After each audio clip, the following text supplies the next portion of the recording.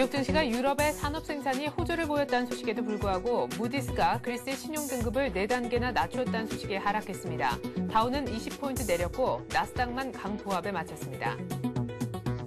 정부는 올해 우리 경제의 급속한 회복세를 바탕으로 성장률 전망치를 5% 초중반대까지 상향 조정키로 했습니다. 취업자도 당초 20만 명 증가해서 25만 명 플러스 알파로 상향할 전망입니다. 우리나라가 4월 현재 실업률이 3.7%로 나타나 OECD 30개 회원국 가운데 최저 실업률을 기록했습니다. 한 해 국민 한 사람이 내는 보험료가 250만 원에 육박하는 것으로 나타났습니다. 10년 만에 2배 가까이 는 것으로 GDP의 10% 이상이 보험료로 지출되고 있는 셈입니다.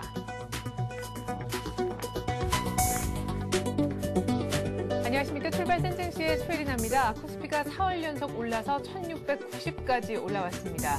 경기선이라 할 수 있는 200일 이동평균선, 또 심리선이라 할 수 있는 20일 이동평균선 지나 60일 이동평균선이 위치한 1685포인트도 훌쩍 뛰어넘은 1690까지 올라온 것인데 이제 손만 닿으면 1700이 코앞이고요. 장중에는 어제 1698선까지 올라가서 1700 구경을 한번 해보고는 내려온 상황입니다. 외국인이 이 거래일 연속 3천억 원대 현물을 크게 사주었고 또 개인들이 선물 쪽에서 4천 계약 이상 사면서 프로그램 전체적으로도 어제 6천억 원 가까이 매수세가 유입이 됐습니다. 어제 이래저래 많이 올랐는데요. 뉴욕 증시가 하지만 소폭 떨어져서 오늘 얼마나 더 올라갈 수 있을지 조금 우려스럽긴 합니다. 어제 끝낸 양시장 마감 지수 한번 확인해 보죠. 네, 코스피는 거의 1% 가까이 올랐습니다. 15포인트 뛰어서 1690. 코스닥은 상대적으로 조금 조용했지만 하루 만에 상승 반전에 성공하는 모습이었습니다.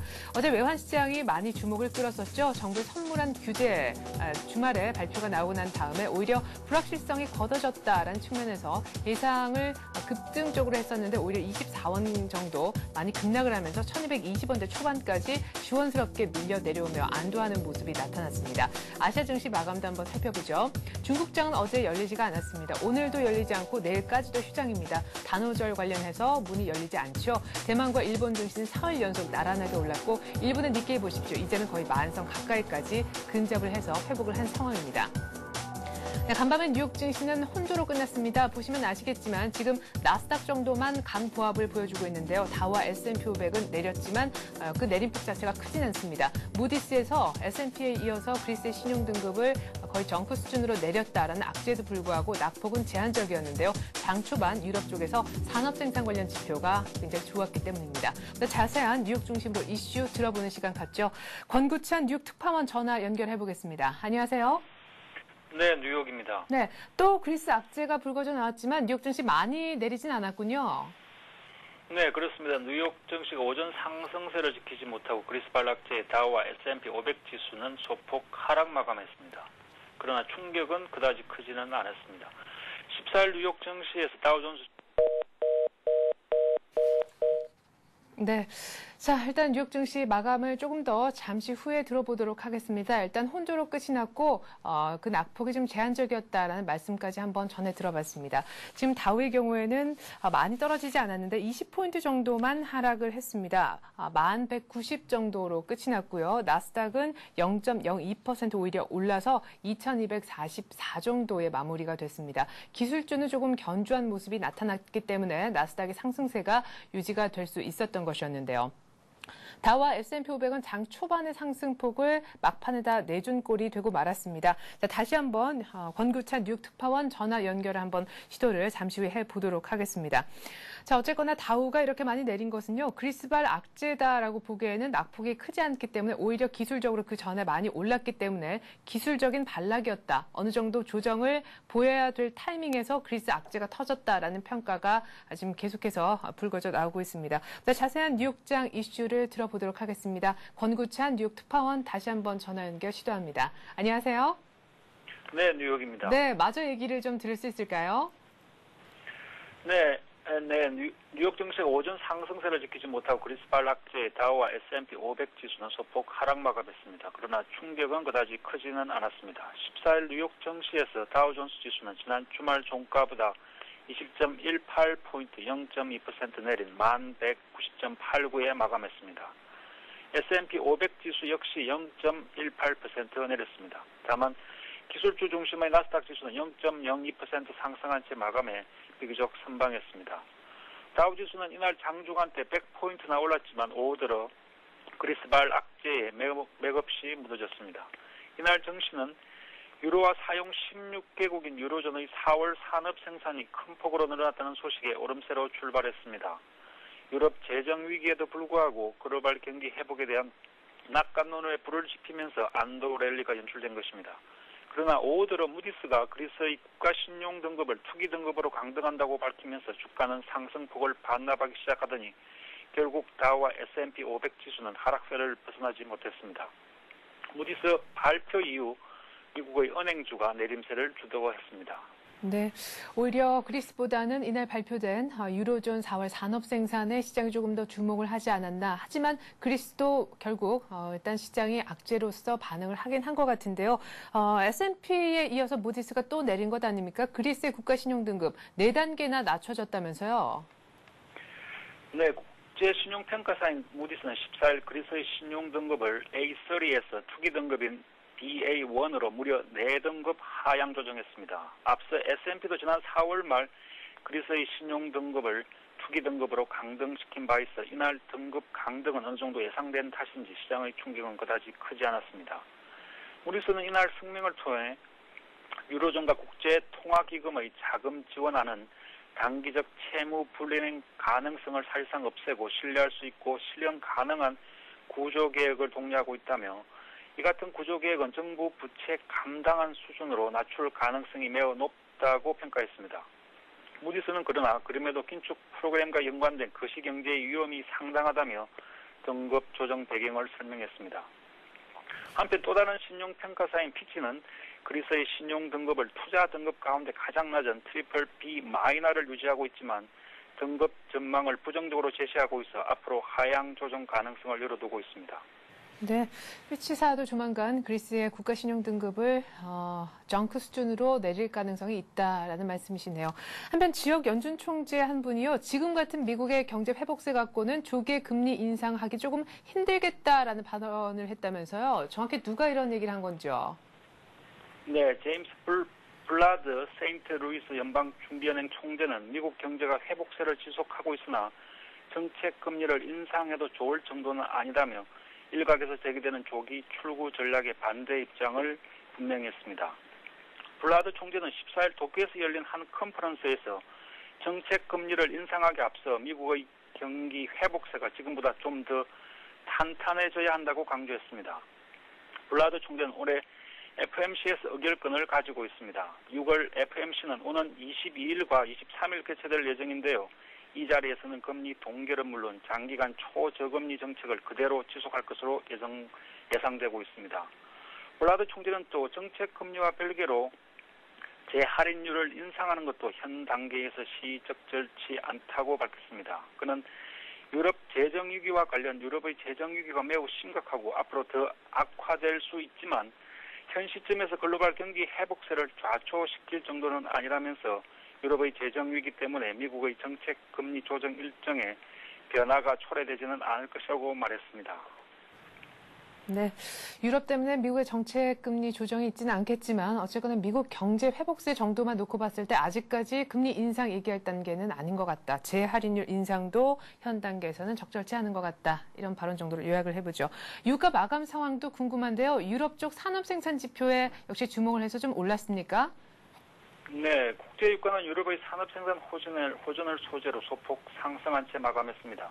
오후 들어 그리스의 신용등급 강등 소식으로 상승폭이 다소 줄긴 했지만 상승세는 유지했습니다. 14일 뉴욕 상하거래소에서 7월 인도분 서부 텍사스 원유는 지난 주말 종가보다 1.34달러, 1.8% 오른 배럴당 75.12달러에 마감했습니다. 네, 그래서 상품 동향까지 잘 들었습니다. 권구찬 뉴욕 특파원이었습니다. 고맙습니다. 네.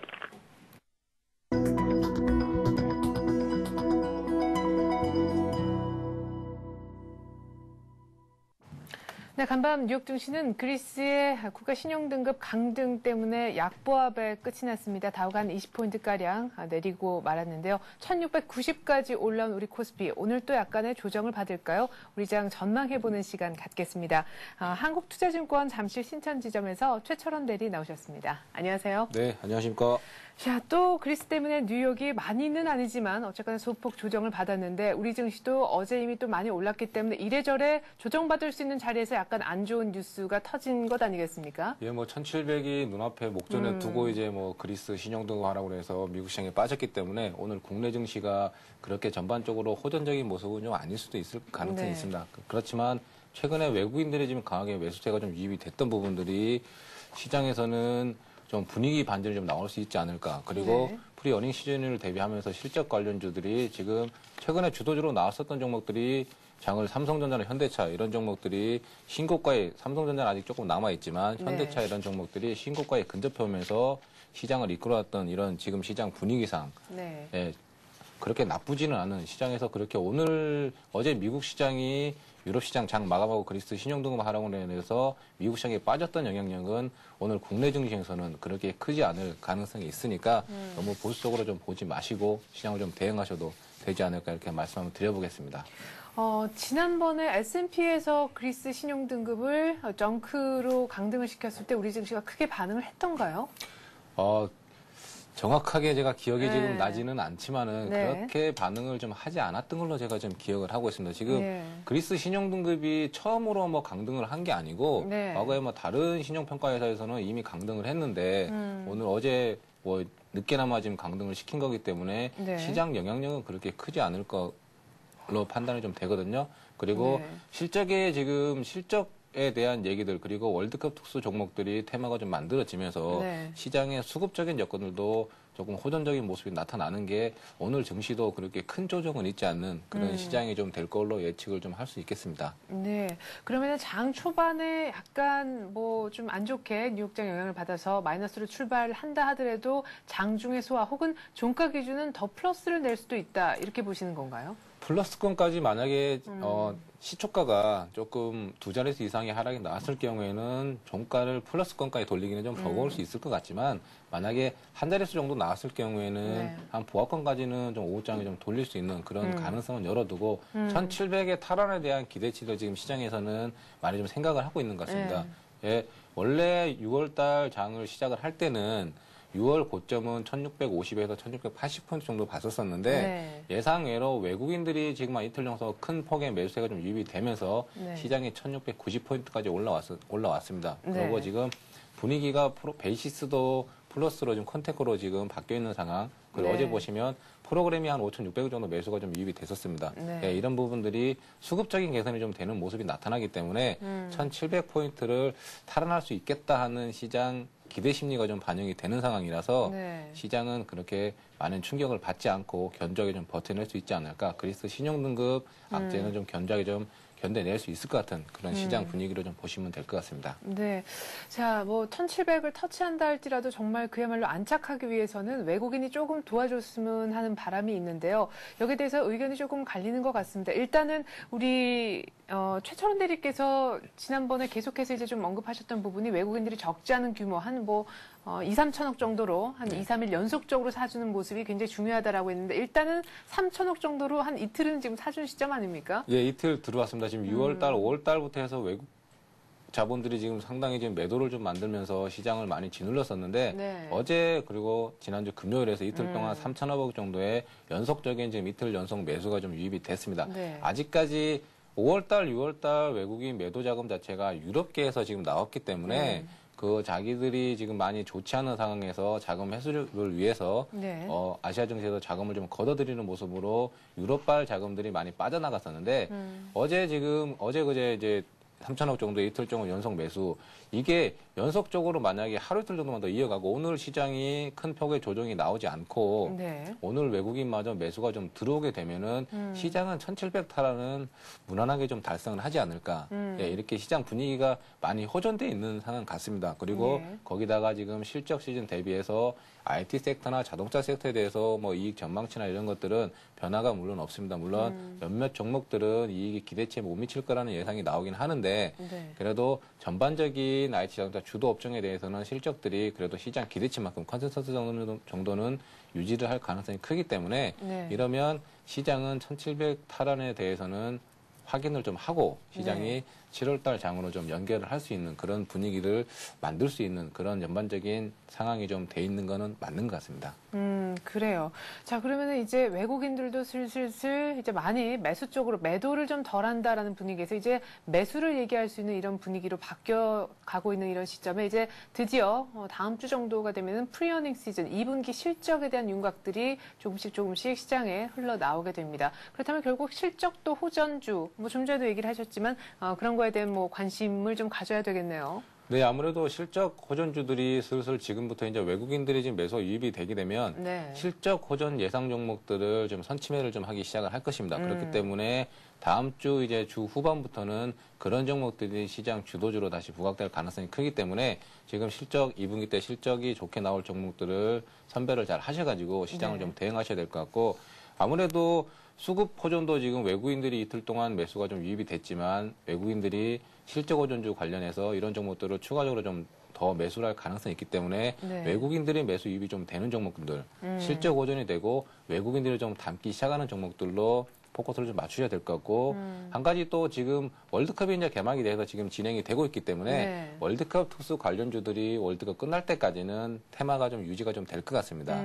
예, 월드컵 지금 우리나라가 첫 승을 좀 했고 분위기가 많이 달아올라 있는 상황이기 때문에 월드컵 특수 관련주들 이런 종목들 뭐 미디어 관련주들이나 내수주 관련주들 이런 종목들을 잘 찾아보시면 상승세가 지금 이어지고 있는 모습들이 꾸준히 나타나고 있거든요. 예, 그래서 이런 종목들을 테마주로 해서 좀 매매를 좀 하셔도 될 것 같고 실적 시즌을 대비를 해서 조금 실적이 좋아지는 이런 종목군들을 좀 장기로 미리 좀 담아놓으셔도 될 것 같고 네. 전략적인 방법은 시장 대응의 전략은 한 2가지 방법 정도 제시를 하면서 시장을 좀 대응하시면 좋지 않나 예, 이렇게 생각해 볼 수가 있겠습니다. 네, 수급이 들어오는 실적 호전주, 뭐 특별히 외국인들이 조금 사주는 실적이 호전될 것 같은 그런 종목이면 더 좋겠고 월드컵 특수가 지금 또 노려볼 수 있는 그런 시기이니만큼 테마 쪽을 아주 짧게 공략해보는 것도 괜찮은 그런 관점이 되겠다라는 얘기를 하셨습니다.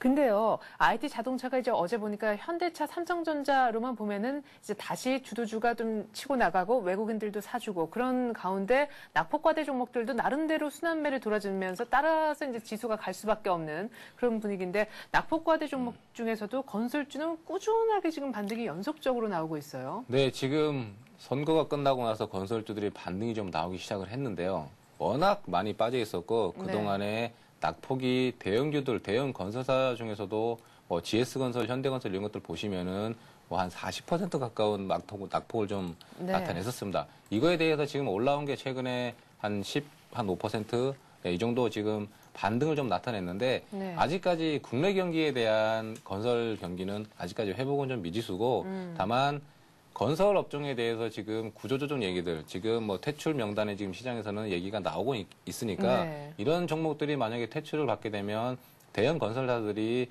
반사이익을 좀 얻을 가능성 이런 것들이 좀 부각이 되면서 낙폭과대도 같이 포함이 되면서 이렇게 해서 건설주들이 조금 매기가 좀 유입이 좀 되고 있는 부분인데요.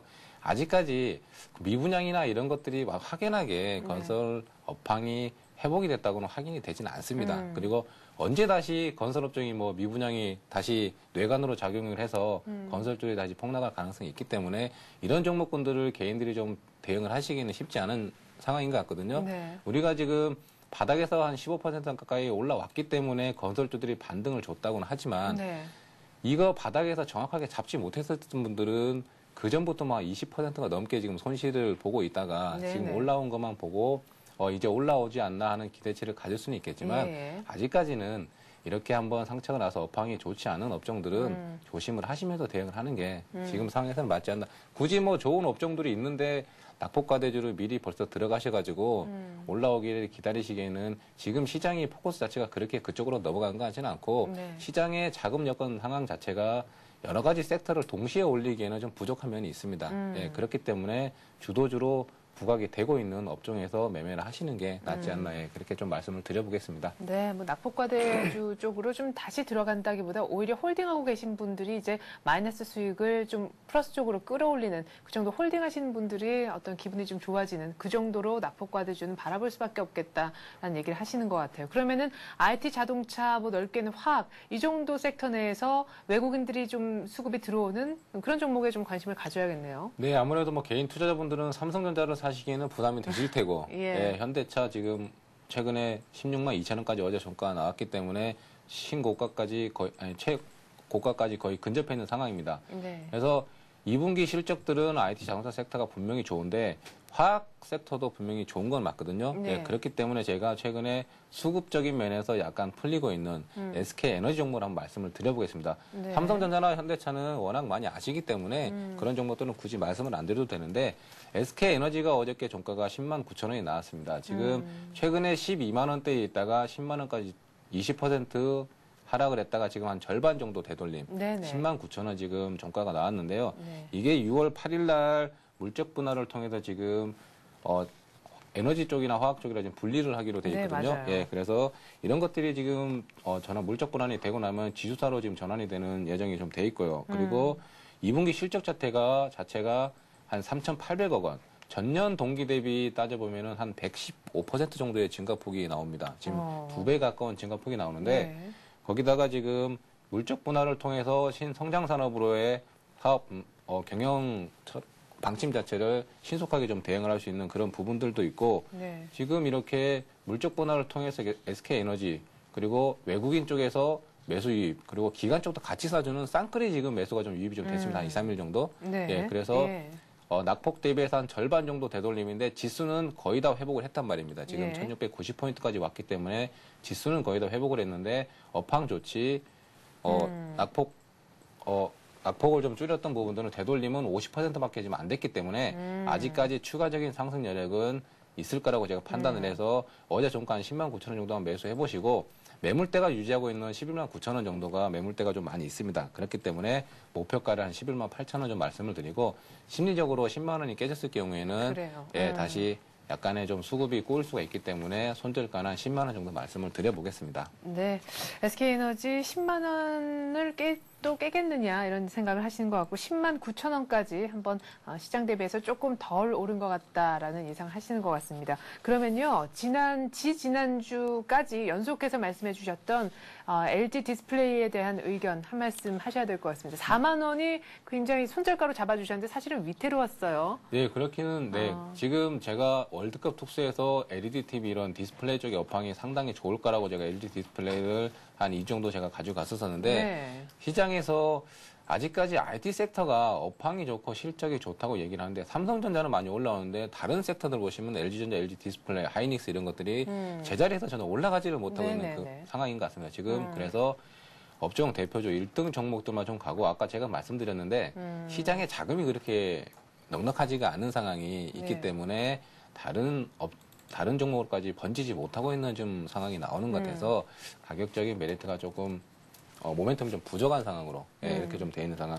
그렇지만 업황은 괜찮다는 거를 베이스는 깔고 계셔야 될 것 같습니다. 언제든지 만약에 다시 한번 수급 모멘텀이 다시 돌아왔을 경우에는 상승 여력은 충분히 있는 모습입니다. 지금 뭐 아이폰 4G 나오고 막 이런 거 보시면 국내 부품들이 다 들어가는 거거든요. 네, 그러면은 그냥 들고 있으면 됩니까? 4만 원 깨지진 않았는데. 4만 원이 안 깨졌고 지금 종목들이 아직은 좀 못 갔다는 조금 지루한 지금 상황이기 때문에 인내심에서 약간 조금 견뎌야 되나 말아야 되나 하시는 부분이 계실 텐데 네네. 아직 4만 원은 깨지 않았고 종목이 아직 못 갔을 뿐 전혀 펀더멘탈이나 이런 것들이 변화가 없습니다. 그렇기 네. 때문에 아직 갖고 계신 분들은 좀 갖고 계셔봐도 그렇게 나쁘지는 않을 것 같습니다.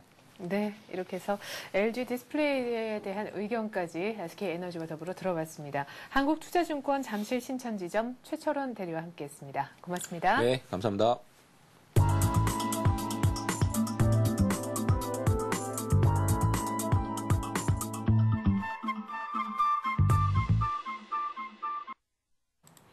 네, 이번엔 뉴스를 기초로 개별주, 테마주 찾아보는 시간 갖겠습니다. 뉴스로 보는 투자의 맥. 오늘은 신한금융투자 평촌지점에서 서정함 대리가 나오셨습니다. 안녕하세요. 네, 안녕하세요. 네, 오늘은 어떤 뉴스 얘기를 먼저 해볼까요? 오늘은 어제 역시 좀 관심을 받았던 건설주 얘기를 먼저 해보겠습니다.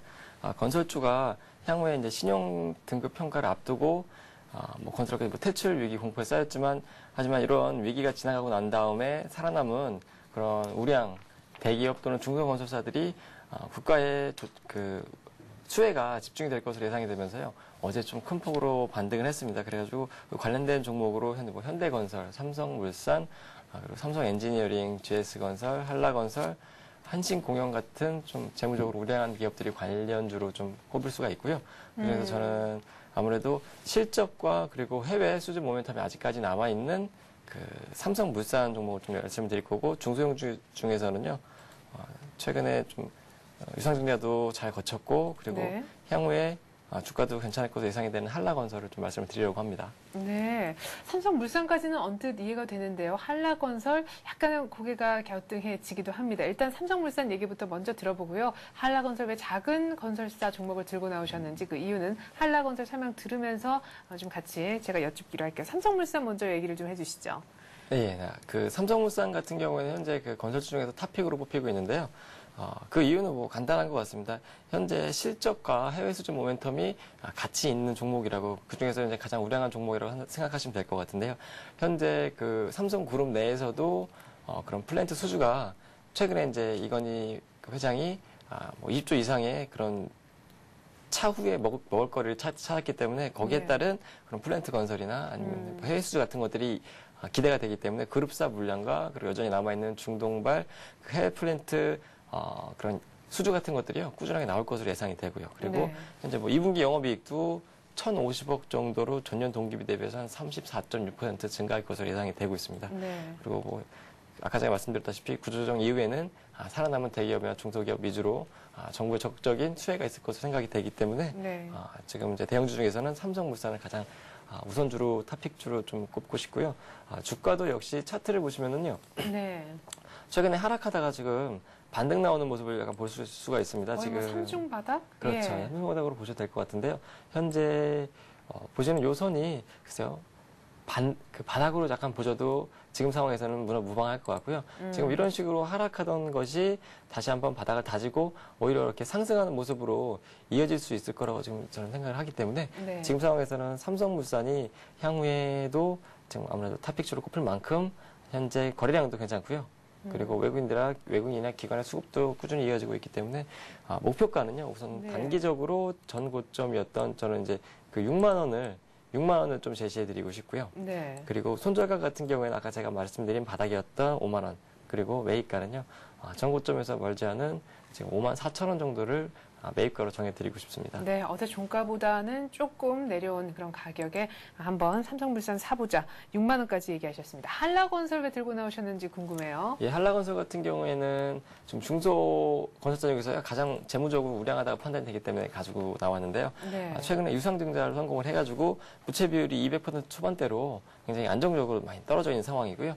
그리고 아무래도 지금 최근에 가장 관심을 받는 것은 자회사 네. 만도의 상장으로 아무래도 역시 향후에 IFRS나 아니면은 재무적으로도요 굉장히 좀 안정화될 것으로 기대가 되고 있습니다. 자회사 만도 상장의 보유 자산 가치만 하더라도 지금 약 어제 시가총액 기준으로 한다면은 약 5천억 정도 그런 식으로 예. 좀 부각이 되기 때문에 현재는 굉장히 좀 긍정적으로 재무상으로는 안전하고요. 그리고 정몽원 회장이 오너인데요. 정몽원 회장도 지금 계속 자사주 지분을 계속 추가적으로 계속 꾸준하게 매입하고 있는 상황으로 보이고 있습니다. 그렇기 네. 때문에 자사주 매입을 할 경우에 같이 만약에 매입을 하시는 그런 타이밍도 나쁘지 않을 것 같고 해가지고 이 한라건설은 현재 목표가는요.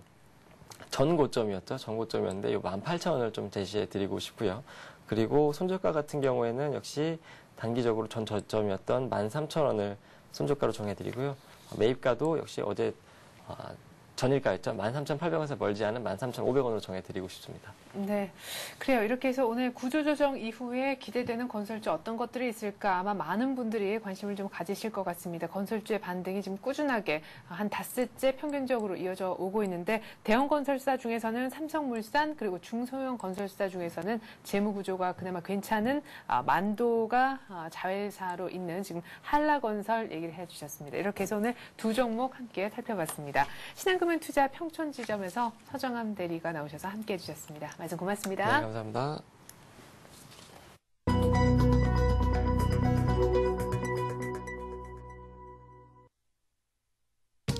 네, 6월 15일 화요일 우리장 이제 막 개장을 했습니다. 뉴욕 증시가 소폭 약보합 혼조 정도로 끝났고요. 나스닥만 상승세로 끝이 날 수가 있었는데요. 무디스의 국가신용등급이 이번에 무디스가 그리스의 국가신용등급을 이번에는 S&P에 이어서 또한 강등시켰다라는 안 좋은 악재가 있었지만 그래도 큰 폭으로 내리진 않았습니다. 유로존의 산업생산이라는 강력한 호재가 뒷받침이 좀 됐기 때문인데 오늘 외국인들이 초반부터 팔까요? 시초가에서 크게 하락하면서 출발까지 할까요? 좀 시초가 분석해드리겠습니다. 한번 함께 보시죠.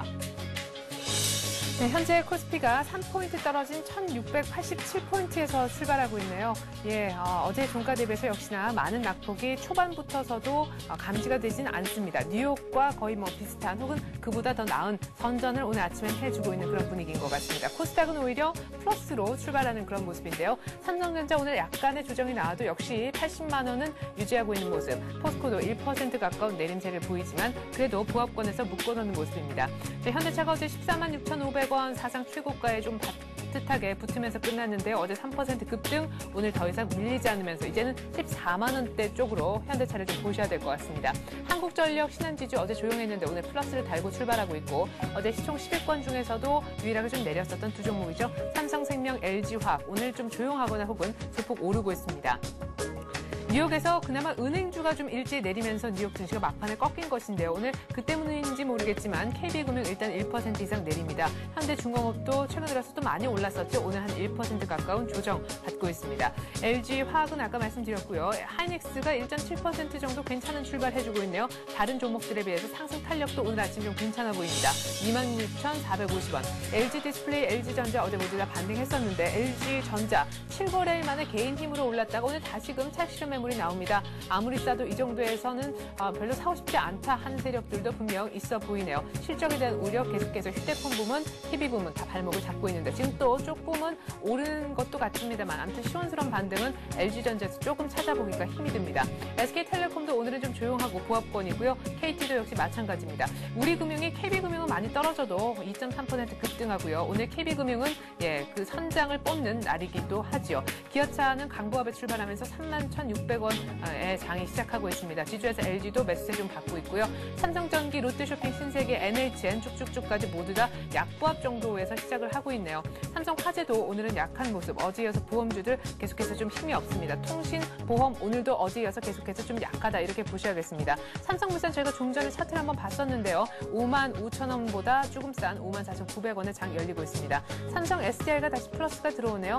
173,500원 1% 이상 오르고 있습니다. 현재 코스피의 낙폭이 1포인트도 채 되지 않습니다. 지금 시각은 9시 3분 정도인데요. 코스닥도 시총 분위기만 잠깐 보면요. 자, 일단 시총 한 7, 8위 정도까지는 플러스가 많이 뜨는 분위기. 다음만 약보합에 머물고 있고 서울반도체, 셀트리온 모두 다 1% 이상 오르는 종목들도 뜨문뜨문 많이 보여집니다. 자, 그리고 CJ 오쇼핑도 오늘은 1% 상승. 주성엔지니어링, 하나투어 모두 다 강보합 정도. 하나투어 요즘에 또 하늘 하락하면서 분위기가 급 좋아졌죠. GS홈쇼핑도 오늘 괜찮습니다. 태광, 성우하이텍, 실리콘웍스 모두 다 강보합에 출발하고 있고요. 거의 다 보합권인 가운데 KDC가 2% 급등하네요.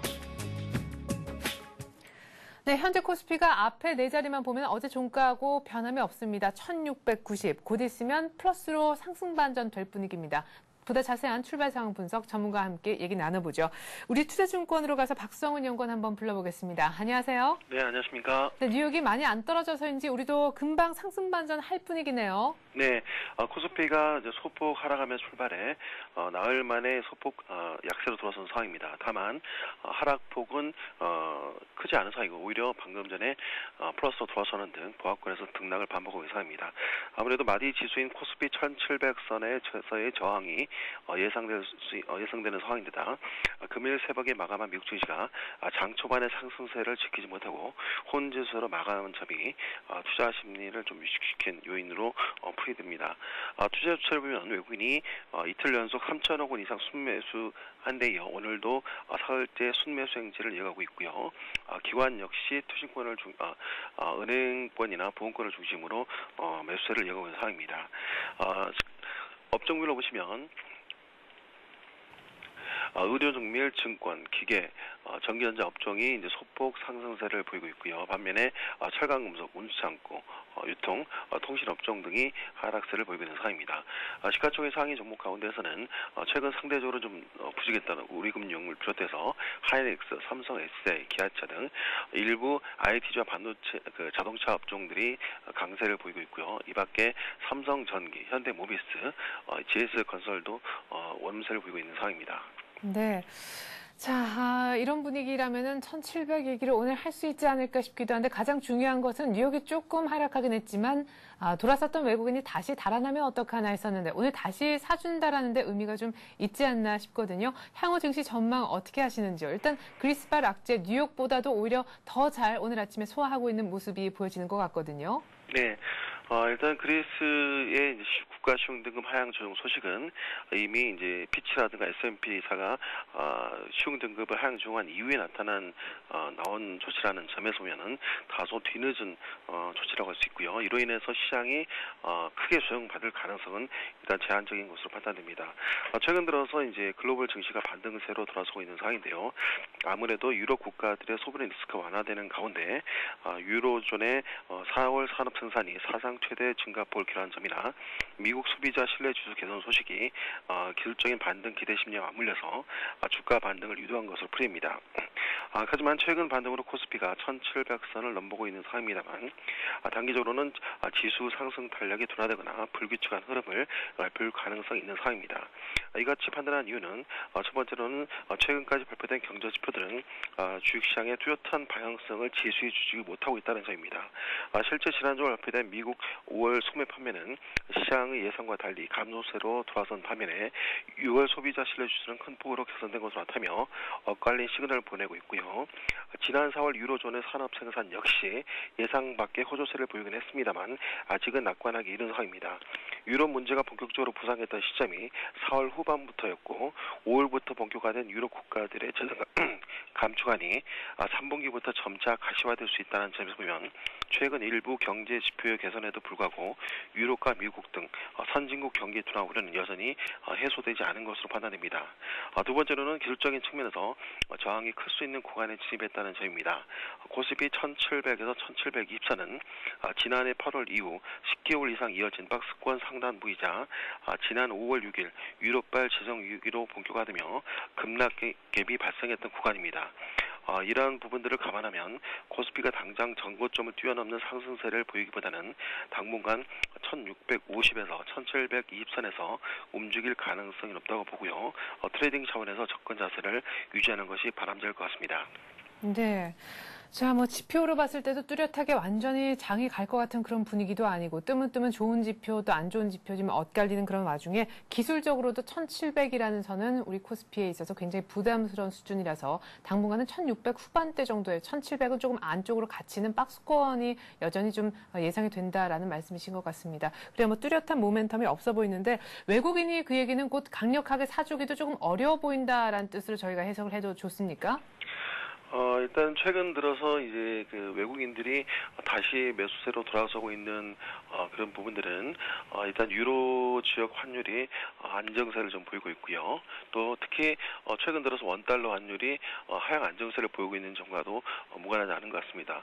외국인들이 이제 그 매수 심리를 자극하는 요인들은 글로벌 증시라든가 펀더멘탈 이런 측면 외에도 환율의 움직임도 상당히 좀 중요하다고 볼 수 있기 때문입니다. 그렇기 때문에 일단 환율이 최근처럼 안정세를 보이는 상황에서는 기존보다는 외국인의 매도 공세가 심화될 가능성이 일단 줄었다고 보이고요. 다만 앞서 말씀드렸듯이 아직까지는 미국 등 글로벌 경기에 대한 우려가 좀 남아있는 그런 상황이기 때문에 외국인들은 공격적인 매수세를 좀 펼치기보다는 좀 신중한 견해를 좀 다소간 유지할 가능성이 높다고 봅니다. 네, 잘 들었습니다. 일단 뭐 계속해서 박스권 외국인들도 추세적으로 완전히 사주기에는 일단 경기 펀더멘털로 봤을 때 조금은 부담스러운 그런 체크해야 될 요인들이 더 남아있는 글로벌 시장인 것 같다 이렇게 얘기를 하셨습니다.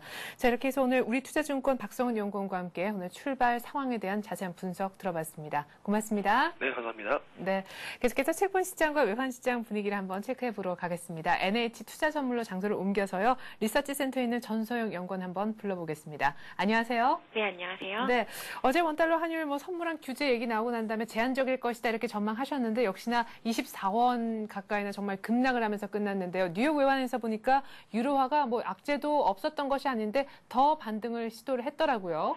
네, 일단 뭐 오늘 달러원 환율은요, 20전 하락한 1222원에 시작을 하고 있습니다. 어제 환율은요, 뭐 말씀하셨다시피 정부의 외화 유동성 규제안이 발표가 되면서 불확실성이 해소가 되었다는 측면이 강조되며 환율이 하락했습니다. 규제 방안이 예상에서 벗어나지가 않았고 유예 기간도 있다 보니 규제를 틈타서 레벨을 높여보려던 여계가 개장 초부터 손절에 나서는 모습이었는데요. 규제와 관련돼서 이제 외은이 급하게 사들여야 할 물량도 어느 정도 처리가 된 상태에서 증시 움직임도 좋다 보니까 롱플레이가 명분을 잃고 환율이 생각보다도 크게 밀리면서 마감했습니다. 어제 환율은 전일 대비 23원 90전 하락한 1222원 20전에 마감했습니다. 네, 자, 오늘 뭐 소폭 떨어지고 있는데 이렇게 유로화가 계속해서 조금을 반등해준다면 원달러 환율 하락 압력을 더 받지 않을까 싶기도 하거든요. 정말 방향성을 잡기가 어려운 것 같아요. 재료에 따라서. 예, 뭐 일단 시장에는 이제 위험 자산에 대한 욕구가 충만한 것 같습니다. 밤 사이에 그리스의 신용 등급이 정크본드 수준으로 하락을 했고요.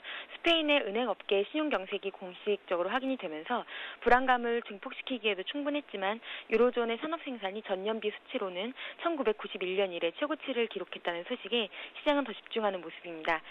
평소 같으면은 그리스나 스페인 소식에 무섭게 반응할 법한데요. 유로화는 장중에는 20일 이평선을 돌파하기도 하는 등 강세 분위기를 연출을 했습니다. 이거는 뭐 시장에 들리는 소식을 반영한다기보다는 단기 과매도 국면이 해소가 되는 과정으로 풀이할 수 있는데요. 결국에는 유로화뿐만이 아니라 국제 유가의 흐름을 보았을 때도 위험 자산이 단기 낙폭 과대에 따른 매수세 유입이 활발함을 알 수가 있습니다.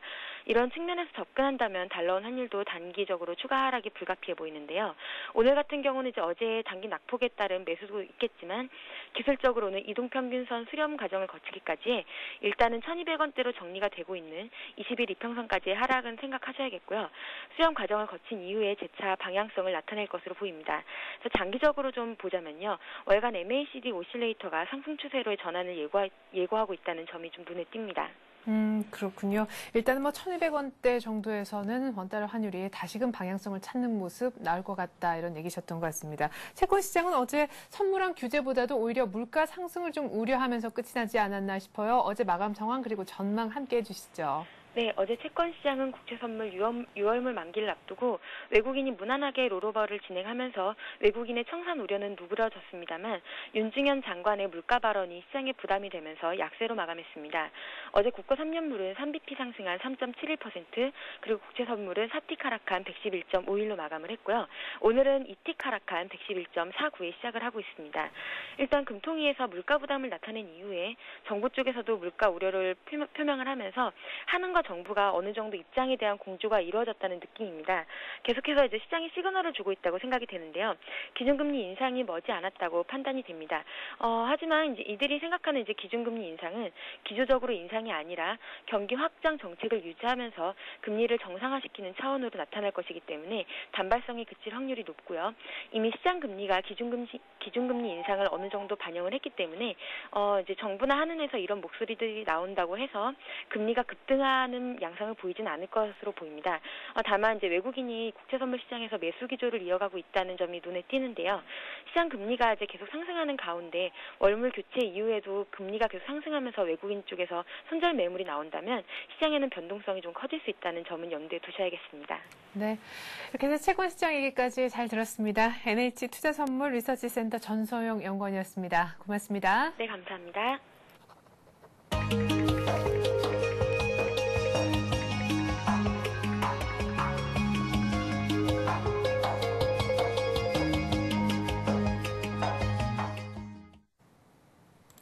네, 네, 현재 코스피는 오르락 내리락 하다가 상승 반전까지 한번 시켜봤습니다만 다시 1689. 어제 종가 대비 별반 다를 바 없는 양시장이지만 외국인이 그래도 아주 소폭이 남아 오늘 달아나진 않고 다시 조금은 담아주는 모습 보여주고 있습니다. 자, 한 주에 거의 한 중심 정도에 서서요.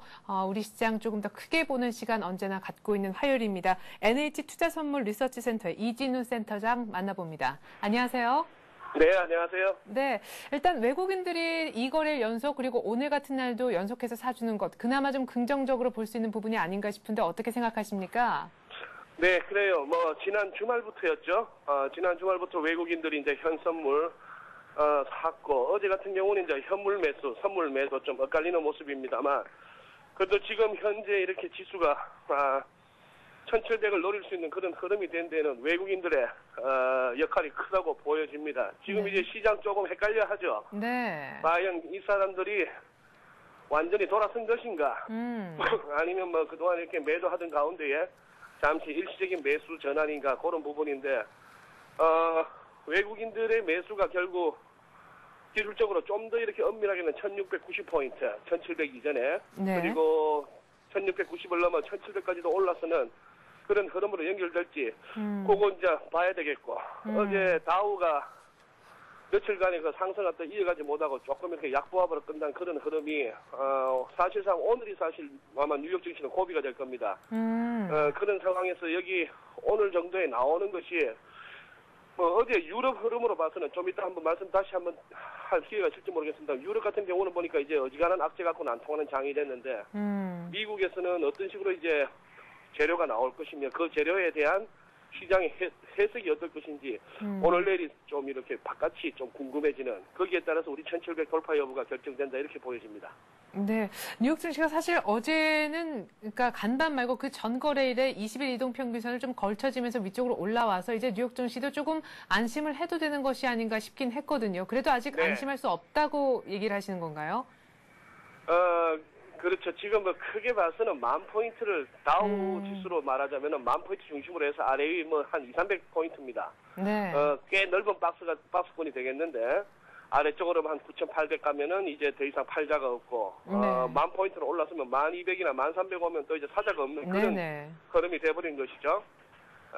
그런 상황에서 그 전에 이제 어제 우리 앞 코너에서 전소영 씨가 한번 언급을 했는지 모르겠습니다. 어제 유럽에서 그리스에 대한 무디스의 신용등급 하향, 네. 그리고 스페인에서 신용정책이 좀 강화되고 있다는 어떤 공식적인 언급, 네. 이런 것이 있었는데도 불구하고 그리스 정시는 급등하고 잘 안 빠지죠, 유럽 정시가. 네. 그러니 이게 뭐냐 하면은 이제 했던 소리 그만하라는 얘기입니다. 시장은 지겹다. 그런 네. 거 가지고 또 더 빠지자고 하기에는 못하다 하는 얘기인데 애 투정하는 것도 아니고 저기 통할 수 있는 초식인지는 참 궁금합니다만 어쨌거나 늘 하던 얘기 갖고는 이제 더 이상 시장이 안 움직인다. 이게 유럽 쪽의 흐름이라면은 네. 우리 같은 경우는 그럴 수밖에 없는 게 누군가는 사면 누군가가 팔아줘야 되기 때문에 네. 우리 외국인 살 때 개인 팔고 네. 외국인 살 때 우리 개인이 사고 하면서 그렇게 지수가 이렇게 엇갈릴 수도 있습니다만 참 해석하기 나름이죠. 막 빠지고 있을 때 우리 개인이 샀다가 좀 오르고 난 상황에서 다시 또 이렇게 우리 개인들이 팔고 하는 그런 흐름 본다면은 보기 나름입니다. 우리 개인들이 참 잘 대응한다라고도 할 수 있겠고, 네. 아니면 우리 개인들이 살 때는 왜 꼭 빠지냐라고 해서 좀 이렇게 아쉬울 수도 있겠고, 예. 그런 흐름인데요. 글쎄요, 제가 지금 시장 모니터도 없는 상황에서 좀 이렇게 횡설수설하는 오늘 좀 감이 있습니다. 예, 좀 에리나 앵커께서 좀 짚어주시죠. 뭘 제가 얘기해야 되는지. 네. 글쎄요. 저는 일단 외국인들이 그러면 뭔가 좀 사주고 있는 분위기이긴 한데 왜 강력하게 안 사주는 건지, 무엇이 그들을 머뭇거리게 만드는 건지. 네. 예, 저희는 언제쯤 어떤 신호를 보고 정말 강력하게 올라간다라고 장을 믿고 들어가면 되는 건지. 지금은 아직까지 또 아니다. 1700 아래쪽에 박스권이다. 아직. 이런 얘기들이 많거든요. 네, 그렇죠. 예. 어쨌거나 최근 장에서 주요했던 것은 제어는 그렇게 보입니다. 1600을 이렇게 깨고 내려갔을 때 몇 주 전에 네. 그때 이제 주식시장에서는 어지간하면 낙관론을 갖는 것이 나쁘지 않겠다는 생각도 해봅니다. 그때 이제 저가 매수 1600알이는 매수 포인트다라고 해서 네. 저가 매수를 주장하셨던 분들 같으면은 또 그렇게 실제 그렇게 행동에 옮기셨던 분들 같으면은 지금 뭐 1700을 바라보는 이 시점 네. 나쁘지 않은 것이죠. 이제 그런 반면에 또 이제 결정적으로 이제 한 번씩 장이 부러질 때가 왔을 때 그런 시점을 좀 이렇게 미리 경고하고 이렇게 짚어주는 역할을 하는 사람들도 또 필요한 것도 사실입니다. 네.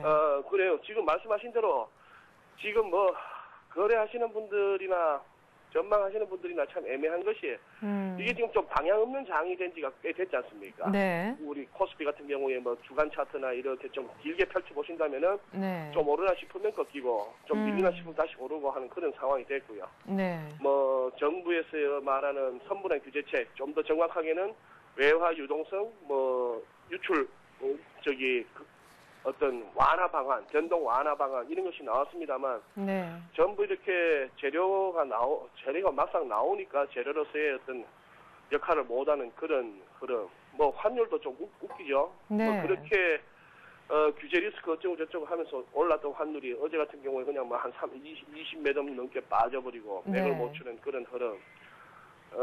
지금 이렇게 투기적으로 이렇게 많이 주식은 좀 다른 얘기입니다만 외환 쪽 같은 경우는 지금 스펙 그러니까 투기하는 세력들이 굉장히 지금 좀 혼란스럽습니다. 이렇게 시장이 네. 잘 안 먹여주는 장이 와버렸네요. 네, 그러니까 한 가지 분명한 거는 1690 내지 1700을 노렸던 어떤 1600 근처에서의 저가 매수 성공적이었고 거기서 이제 남은 거는 여기서 이제 추가 조금 더 올라가는 그 부분까지 이제 보고 나오느냐 하는 그런 상황이 될 것이고, 이런 얘기들 자체가 좀 우습게 여겨질 만한 어떤 장기적인 관점에서의 투자자분들 같으면은, 뭐 사실 뭐 이런 얘기가 별 의미가 없는 얘기가 되겠죠. 예. 자, 그러면은 여쭤봐야겠네요. 굉장히 많은 얘기를 해 주셨는데, 요즘과 같은 장은 뭡니까? 한마디로. 네, 지난번에는 계륵이라고 하셨었고. 안 그래도 지금 계속 출근길에 오늘 에리나님께서도 그렇게 물으시면 뭐라고 말씀드려야 되나 고민하면서 왔습니다. 네. 요즘 장은 그냥 반찬 추정장이라고 보시죠. 네? 반찬 추정하는 아이들. 예. 그냥 뭐 이제 고기 반찬을 줘도 안 됩니다. 또 고기야 뭐 이런 얘기죠. 이제 그러니 유럽 쪽의 재정 위기, 무슨 뭐 신용 등급 하향, 무슨 뭐 신용 경색 이런 얘기들 다 나와봐야 시장에서 안 통한다는 얘기입니다. 뭐 그런 상황이 됐으니까 또 이렇게 듣도 보도 못한 얘기들이 또 나와줘야 될 모양인 것 같네요. 네. 그래요. 웬만해서 뭐 시장이 이렇게 그리스 또 그리스 뭐 이런 헤드라인도 오늘 아침에 있는 것 같던데 그런 시장은 그렇죠? 이제는 더 이상 아닌 것 같다라고 얘기를 하셨습니다. 지금 밑에서 사신 분들은 좀 플러스에 빵긋하시겠지만 조금 더 오를 것이다라고 생각하고 지금 좀 더 기다릴 건지 아니면 일단은 이 정도에서 발을 빼고 나올 건지 조금 그들의 선택의 기로에 놓이는 그런 장이 아닐까라는 얘기도 해주셨습니다. NH 투자선물 리서치 센터 이진우 센터장이었습니다. 잘 들었습니다. 네, 고맙습니다. 네, 현재 코스피 다시 한번 볼까요? 네, 뭐 하락 반전 상태로 계속 있긴 한데요. 중간에 한번 상승 반전이 됐으니까 그래도 1689, 1690 오늘 글쎄요 거래량을 제가 지금 집계를 정확하게 보고 있지는 않지만 외국인들이 뭐 강하게 사주거나 누군가 강하게 팔거나 이런 오늘 움직임은 좀 아닌 것 같습니다. 딱히 모멘텀이 없는 가운데 부업권에서 등락을 거듭하고 있는 그런 상황입니다. 잠시 후 마켓앤센 증시로 다시 돌아오겠습니다. 고맙습니다.